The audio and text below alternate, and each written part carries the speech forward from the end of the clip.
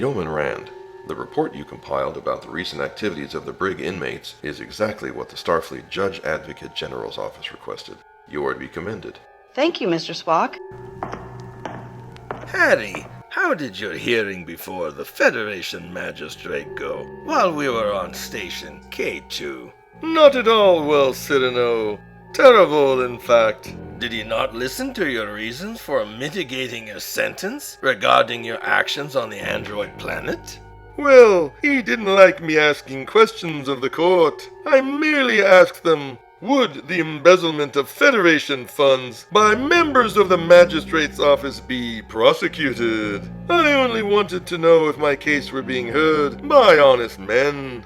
Well, I can see they might have been put off by your interrogative. Were you able to present your evidence to convince them to reduce your sentence? No, CJ, they never answered me question, even after I rephrased it to, would the embezzlers of Federation funds be allowed to remain on the board of magistrates?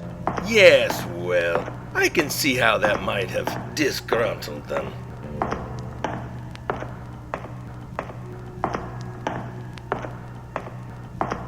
Mr. Mudd, Mr. Jones, I happen to overhear your remarks. Yes, Mr. Spock. The argument you are employing, Mr. Mudd, is not logical. In fact, your statements are examples of complex or loaded questions, and they also exhibit the existential fallacy. I thought he was persuasive. That may seem so, Mr. Jones, but his argument is invalid.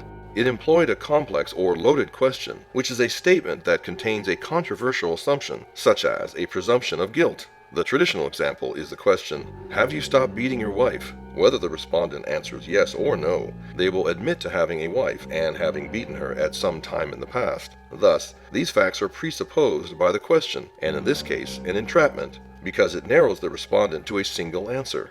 The fact that a question presupposes something does not in itself make the question fallacious. Only when some of the presuppositions made are not agreed to by the person being asked the question does the argument containing them become fallacious. I think I see what you're getting at. Yes, and your statements also commit the formal existential fallacy, which occurs when one presupposes that a class has members, when one should not assume existential import.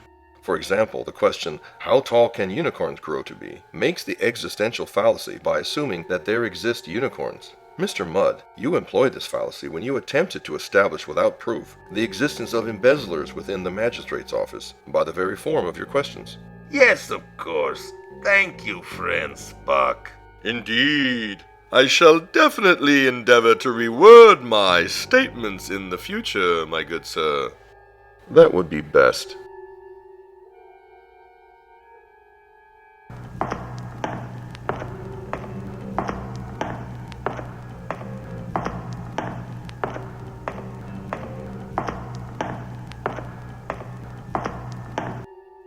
Even if an argument seems to make sense, it cannot be valid unless the form is valid, and that it does not exhibit logical fallacies such as the loaded question or the formal existential fallacy.